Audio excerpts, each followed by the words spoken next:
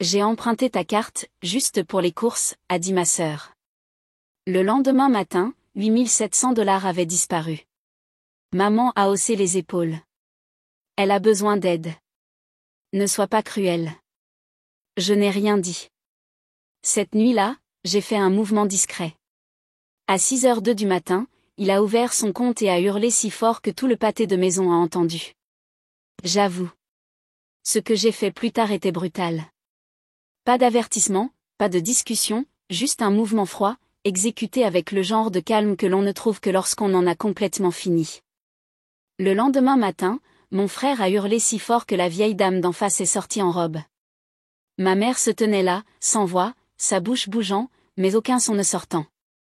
Ma sœur est sortie en trombe de la maison, son téléphone collé à son oreille, jurant copieusement comme si elle s'était fait voler. Mais elle n'était pas la victime. Remontons le temps. Juste 12 heures plus tôt, elle était à un brunch avec ses amis, trinquant avec des coupes de champagne.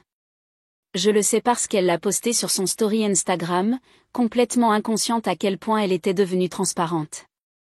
La voilà, des ongles fraîchement faits, de nouvelles lunettes de soleil de créateur, un toast à l'avocat et des mimosas à volonté.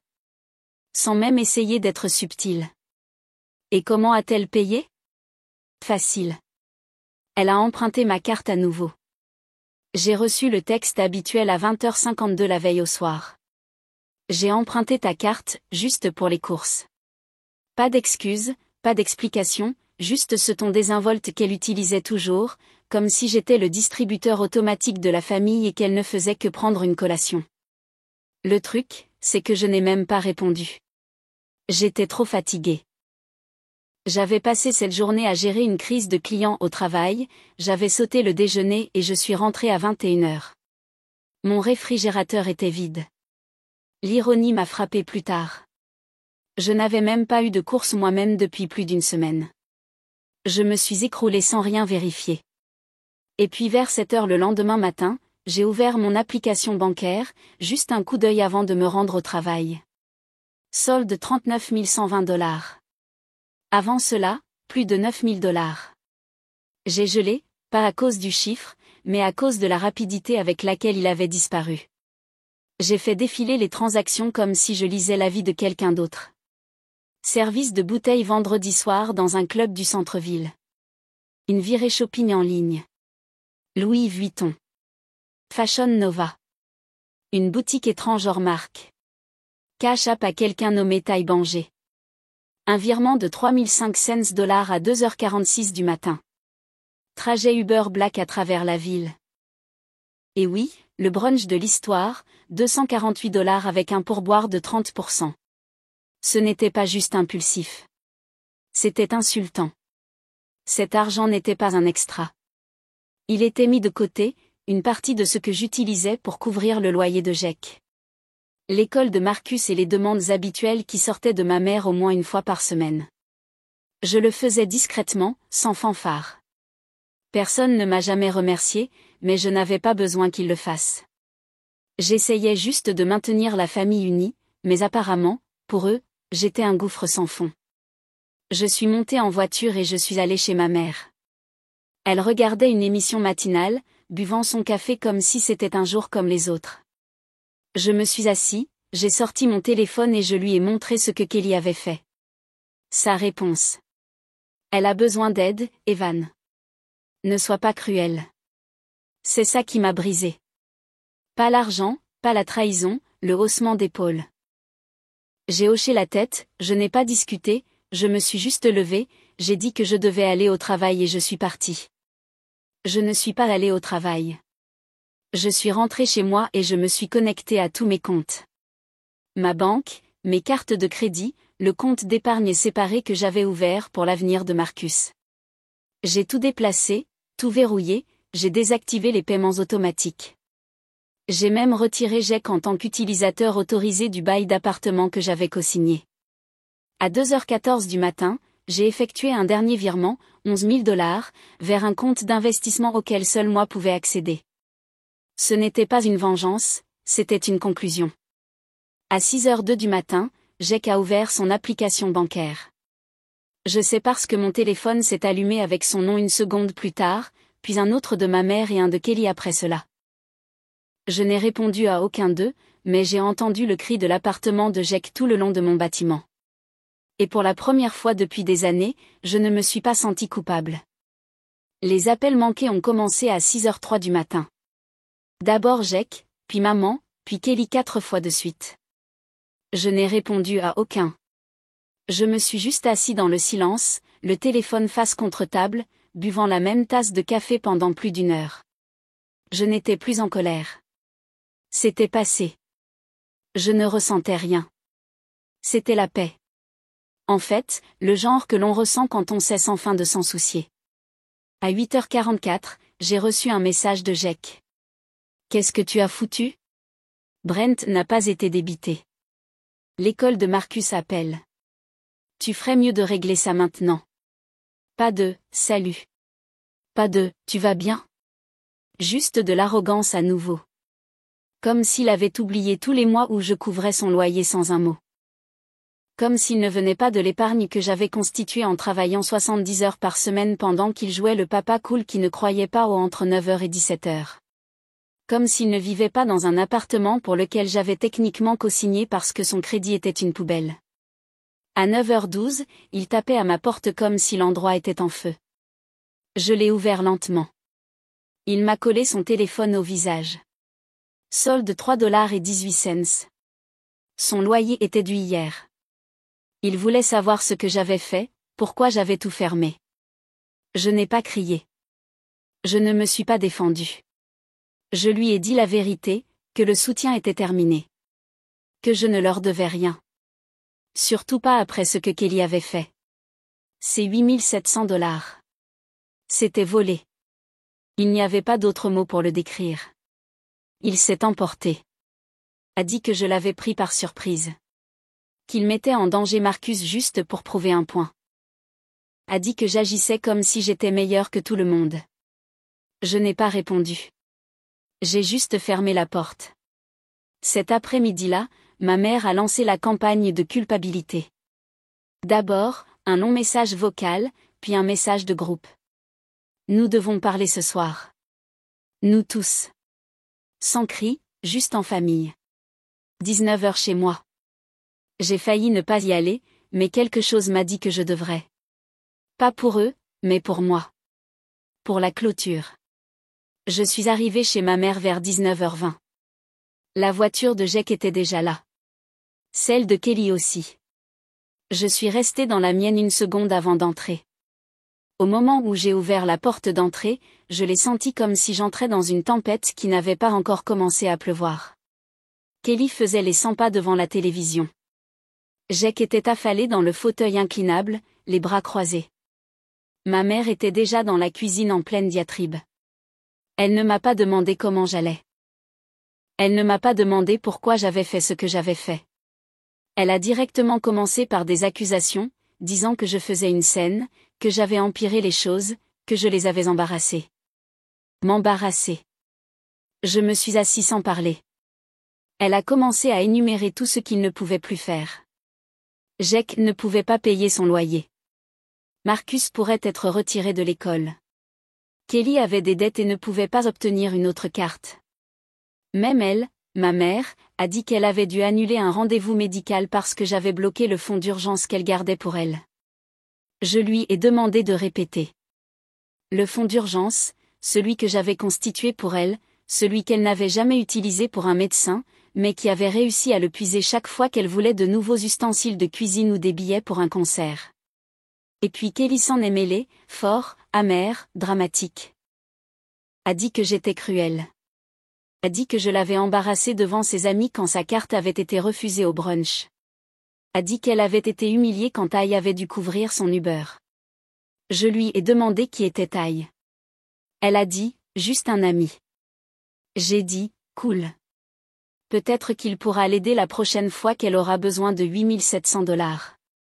Jake s'est remis à crier. A dit que j'agissais comme un dictateur. Que cette famille comptait sur moi, que j'aurais dû leur parler d'abord.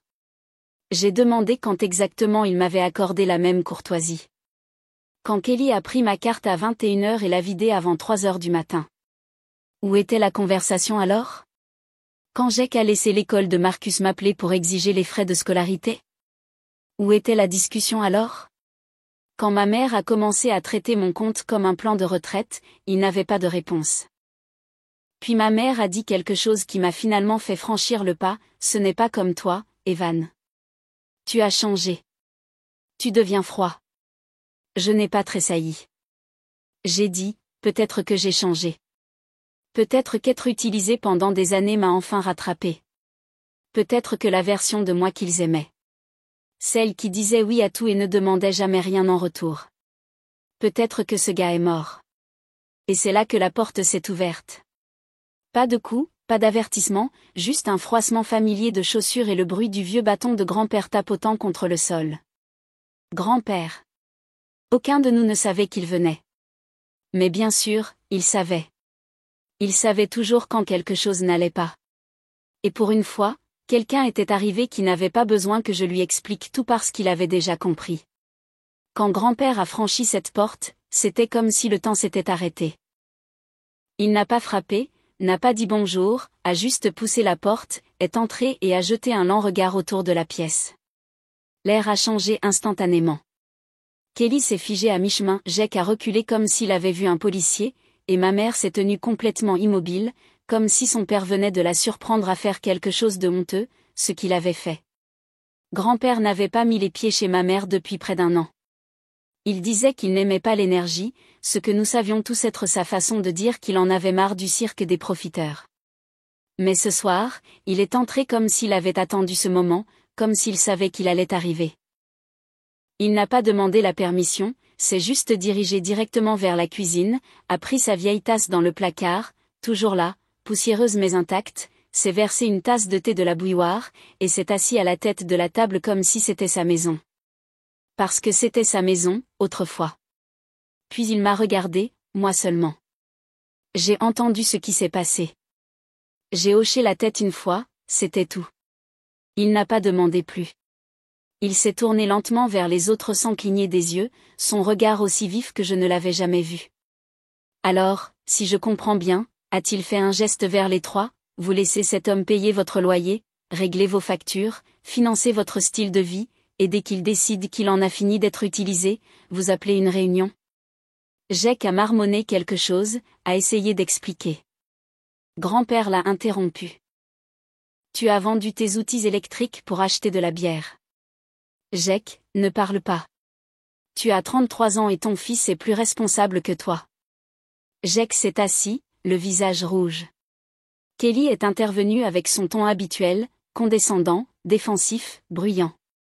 A essayé de retourner la situation, disant que j'étais dramatique, que ce n'était que de l'argent et que je m'emportais.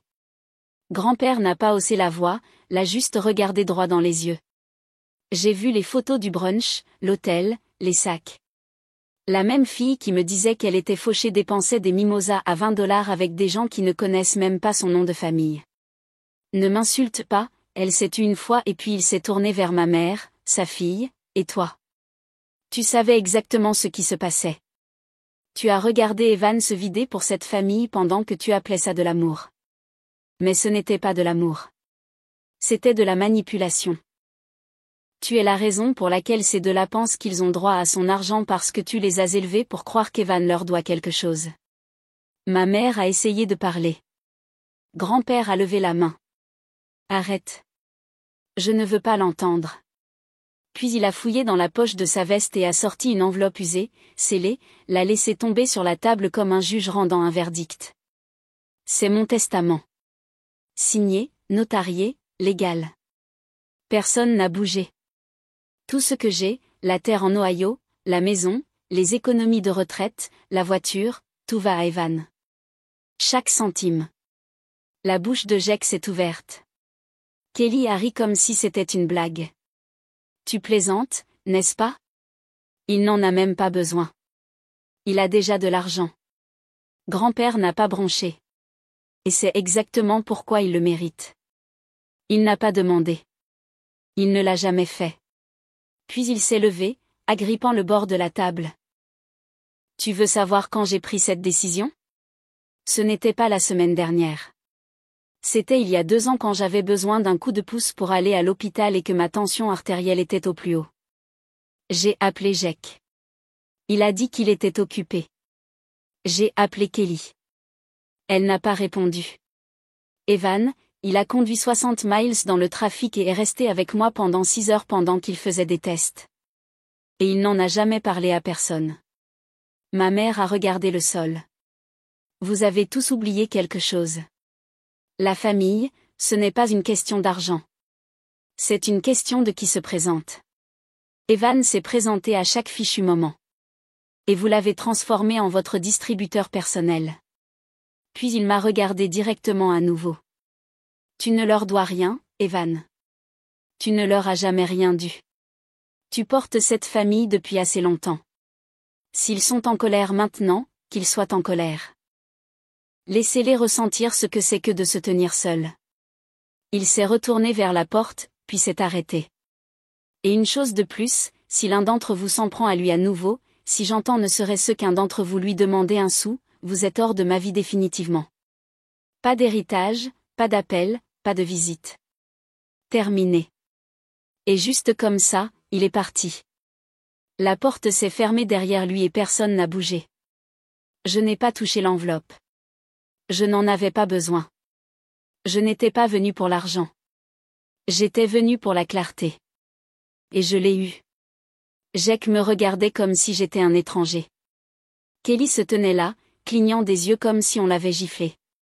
Et ma mère avait l'air vieille, fatiguée, plus petite que je ne l'avais jamais vue.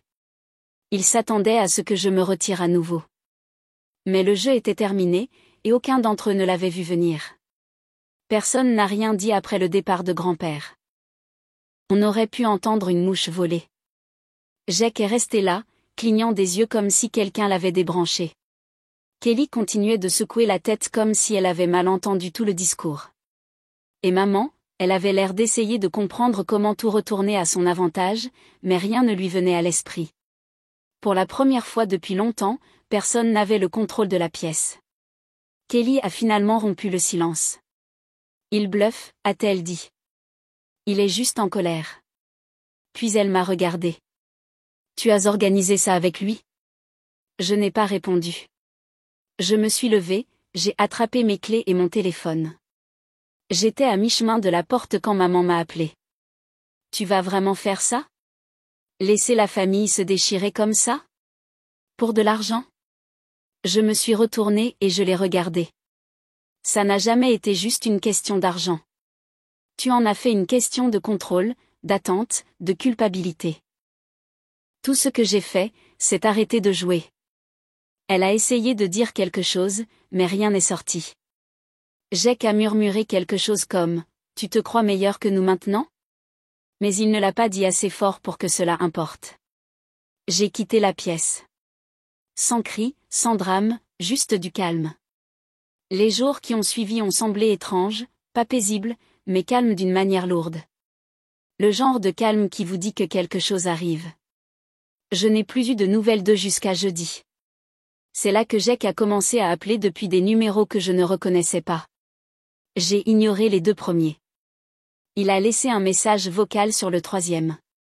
Et mec, le cours de l'école de Marcus. Ils ont dit que les frais de scolarité sont en retard et qu'ils parlent de le virer. Tu veux vraiment faire ça à ton propre neveu? Je ne comprends pas ce que tu essaies de prouver ici. Rappelle-moi. Je n'ai pas répondu. Il a suivi d'un texte quelques heures plus tard. Félicitations. Tu prouves ton point. J'espère que l'avenir de Marcus en vaut la peine. Celui-là m'a piqué, mais pas pour la raison qu'il pensait. Pas parce que je me sentais coupable, parce qu'il n'avait toujours pas compris. Il pensait toujours que c'était une question de vengeance, pas de responsabilité. Kelly a suivi sa voie habituelle. A posté un tas d'histoires Instagram vagues et amères. L'une d'elles disait « Méfiez-vous des familles qui jouent à Dieu alors qu'elles ne sont que de petits hommes amers. » Toujours aussi chic. Je n'ai même pas réagi. Elle pouvait se plaindre à ses abonnés autant qu'elle voulait. Aucun d'eux ne proposait de payer ses factures. Puis samedi soir, j'ai reçu un appel que je n'attendais pas. Pas d'identification d'appelant. Je l'ai ignoré. Puis ça a sonné à nouveau. Puis une troisième fois. J'ai décroché au quatrième. C'était Marcus. Sa voix était calme et incertaine. La première chose qu'il a demandé était « Tu es en colère contre moi ?» Je lui ai dit non. Que rien de tout cela n'était de sa faute. Que j'espérais qu'il allait bien. Il m'a dit que les choses étaient tendues à la maison. Jake parlait à peine, criait la plupart du temps quand il parlait. A dit qu'il avait surpris Jake en train de m'appeler égoïste, disant que j'avais retourné grand-père contre eux. Puis il a dit quelque chose que je ne m'attendais pas à entendre. Je ne veux pas finir comme lui. Comment as-tu réussi à l'éviter? Ça m'a beaucoup touché. Je suis resté assis là, fixant le mur, essayant de trouver quelque chose qui ne ressemble pas à une leçon. Je lui ai dit que je le rappellerais parce que, honnêtement, je ne savais pas. Je ne savais pas pourquoi je voyais le piège et eux non. Peut-être que c'était de la chance. Peut-être que c'était juste de décider un jour que je voulais quelque chose de plus que des excuses. Ou peut-être que c'était parce que j'en avais marre de me sentir utilisée avant qu'il ne soit trop tard. Je n'ai pas beaucoup dormi après l'appel de Marcus. J'ai continué à entendre cette phrase, encore et encore. Je ne veux pas finir comme lui. Cela venait d'un adolescent de 16 ans, un enfant qui avait vu juste assez pour réaliser que la route que son père empruntait n'était pas une marche, c'était une glissade rapide. J'ai voulu le rappeler le lendemain. Je l'ai vraiment voulu. Mais le lendemain matin est arrivé avec un coup que je n'attendais pas. 3 coups doux et solides, pas de coups, pas de cris. J'ai ouvert la porte et voilà grand-père. Il n'a pas dit bonjour, a juste hoché la tête et est entré comme si c'était quelque chose que nous avions planifié. Il portait un sac en papier brun dans une main et un dossier usé et lourd dans l'autre. Sans hésitation, il est juste entré, a posé les deux sur la table de la cuisine, et s'est assis comme si c'était sa propre maison. Du sac, il a sorti 2 sandwichs enveloppés dans du papier d'aluminium, quelques root beers et ce qui ressemblait à une enveloppe en manille qui avait vécu des moments difficiles. « Tu n'as pas encore mangé ?» a-t-il dit, en déballant déjà son sandwich. Il m'a glissé l'enveloppe et a dit sans même lever les yeux. Il est temps de finir ça. À l'intérieur, il y avait tout. Des copies complètes de son testament, des copies des actes de propriété, des relevés de comptes bancaires, des clés de compte, des papiers d'assurance. Il ne parlait pas seulement. Il l'avait rendu réel. Tout. En béton armé. Puis j'ai vu autre chose. Une lettre tapée, froissée en 2. Datée d'il y a 8 mois. Si quelque chose m'arrive avant que je ne règle ce désordre, Evan sait où est tout. Ne laisse pas les autres le manipuler, le menacer, ou lui faire culpabiliser de donner ce qu'ils n'ont jamais gagné. Il n'a pas parlé pendant que je la lisais.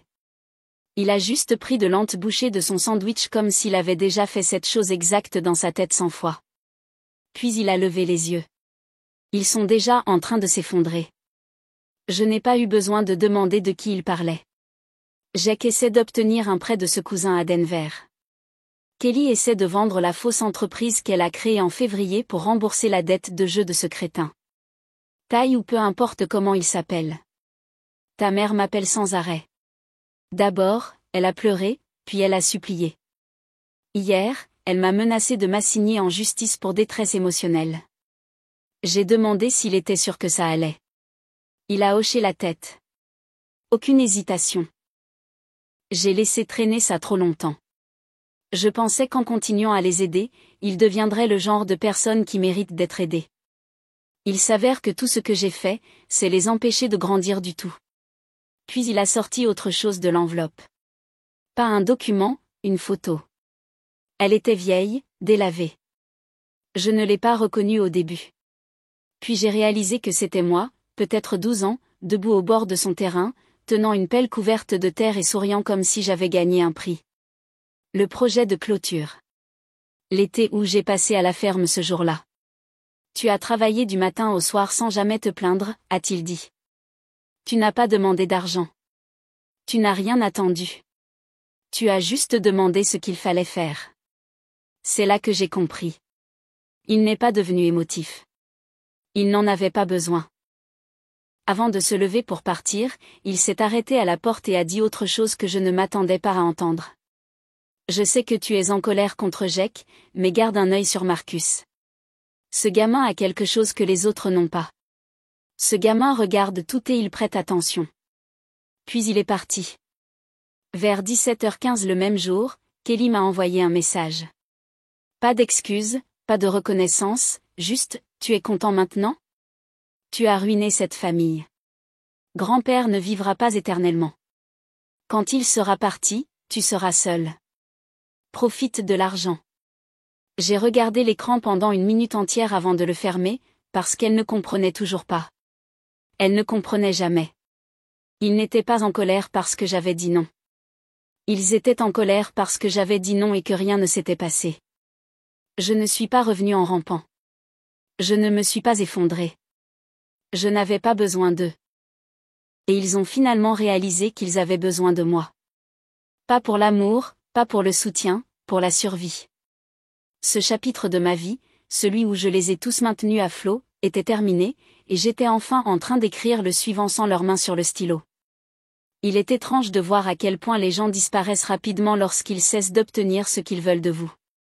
Dans les semaines qui ont suivi, le silence de ma famille est devenu sa propre forme de réponse. Pas d'excuses, pas d'efforts pour réparer quoi que ce soit, juste un silence épais et amer, comme s'ils attendaient que je change d'avis, attendaient que le temps m'use. Mais je ne l'ai pas fait. Les messages ont cessé. Les fausses urgences ont disparu. Les culpabilisations passives-agressives sont tombées. J'étais finalement devenu ce qu'ils craignaient le plus, intouchable. Jake a essayé une dernière fois. A appelé tard une nuit, vers 1h30 du matin. J'ai laissé aller en messagerie vocale. Il avait l'air fatigué, battu. A dit qu'il perdait l'appartement. A dit que Marcus emménageait chez sa mère pour un temps. Puis il a dit quelque chose d'inattendu. Je ne savais pas à quel point tu nous soutenais jusqu'à ce que tu arrêtes. Ce message est resté sur mon téléphone pendant un moment. Je n'ai pas répondu. Pas parce que je ne m'en souciais pas, mais parce que je savais qu'il ne le pensait pas vraiment. Pas encore. Il n'était pas désolé. Il était désespéré. Kelly a complètement disparu. A supprimé ses réseaux sociaux pendant un moment. Un ami commun m'a dit que Ty l'avait ghosté après qu'elle ait essayé de vendre l'un de ses sacs à main et ait été signalée pour utilisation d'une carte volée. Pas la mienne. Apparemment, cette fois, c'était quelqu'un d'autre. Elle était en plein chaos, mais ce n'était plus mon problème. Ma mère, par contre, m'a surpris. Un mois plus tard, elle s'est présentée à mon immeuble. Pas d'appel, pas d'avertissement. Elle n'est même pas arrivée à l'ascenseur. Je l'ai vue à travers les caméras du hall. Elle tenait une enveloppe. Je suis descendue, l'ai rencontrée dans le hall. Nous ne nous sommes pas embrassés. Elle m'a tendu l'enveloppe. À l'intérieur, il y avait une lettre manuscrite. Pas de demande, juste des souvenirs. Elle a parlé de quand j'avais 8 ans et que je m'étais cassé le bras et qu'elle avait dormi dans la chaise de l'hôpital pendant 2 nuits. De la façon dont j'avais l'habitude de laisser des dessins sur le réfrigérateur. De la façon dont elle ne savait pas quand elle avait arrêté d'être une mère et avait commencé à agir comme une créancière fanée. Et tout à la fin, elle a dit quelque chose que je ne m'attendais pas à lire de sa part. J'avais tort. Tu n'as jamais été le problème. Tu étais juste le seul à continuer de te présenter. Elle n'a pas demandé d'argent. N'a rien demandé. Elle m'a juste demandé de ne pas disparaître complètement. Je ne lui ai pas répondu tout de suite. Je suis monté, je me suis assis avec la lettre, j'ai pensé à tout. Les années que j'avais passées à nettoyer leur désordre, la culpabilité que j'avais portée, les fois où je m'étais plié en 4, pensant que peut-être cette fois, cela me vaudrait la paix. Et puis j'ai pris une décision. Je ne suis pas retourné vers eux. Mais je n'ai pas disparu non plus. J'ai gardé mes distances. J'ai gardé mon argent. J'ai gardé ma paix. Marcus a commencé à m'appeler plus souvent. Nous parlons de l'école, de livres, de basketball, de trucs aléatoires. Rien de lourd.